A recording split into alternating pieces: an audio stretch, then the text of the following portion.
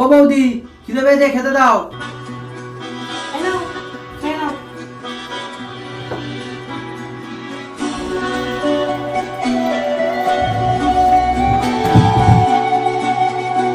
আবার ডিম ভাত? তুমি জানো না আমি মাছ মাংস ছাড়া খেতে পারি না? আরে একদিন একটু কষ্ট করে খেয়ে নাও না। রোজ রোজ কি মাছ মাংস করা সম্ভব বলো? আমি ডিম দিয়ে খেতে পারবো না, তুমি মাছ ভেজে নিয়ে আসো।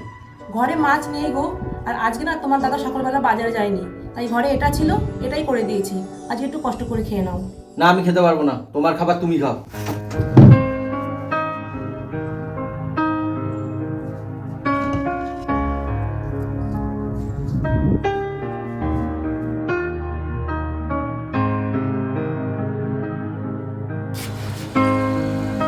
হ্যালো চিন্টু।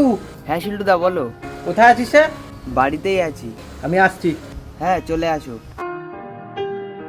কাকিমা আর 2 লিটার থামস আপ দাও, আর 4-5টা চিপস দাও। দাদা, 4-5 দিন কিচ্ছু খেতে পাইনি, কিছু খেতে দেবেন?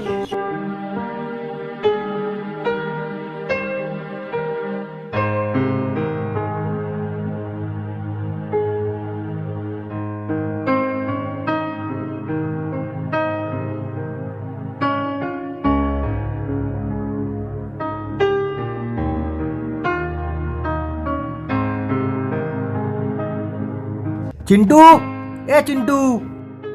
হ্যাঁ এসছিস, আয় বস।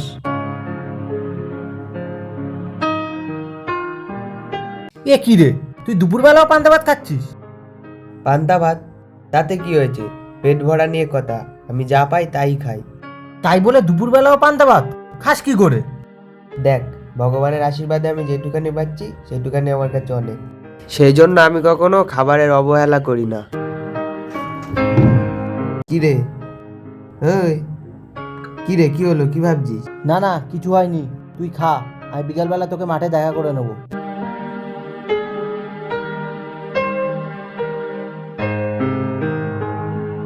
ও বৌদি, খাবার দাও। সকালে যে খাবারটা ছিল সেই খাবারটাই কিন্তু আছে, সেটা কি তুমি খাবে? হ্যাঁ হ্যাঁ, যা রান্না আছে তাই দাও, আমি তাই খেয়ে নেবো।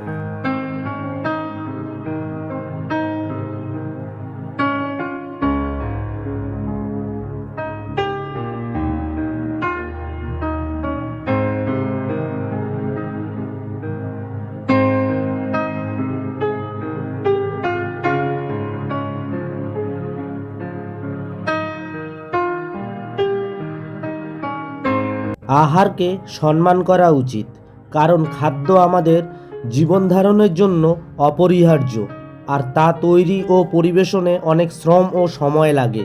তাই আহারকে অপচয় না করে এবং কৃতজ্ঞতার সাথে গ্রহণ করা উচিত।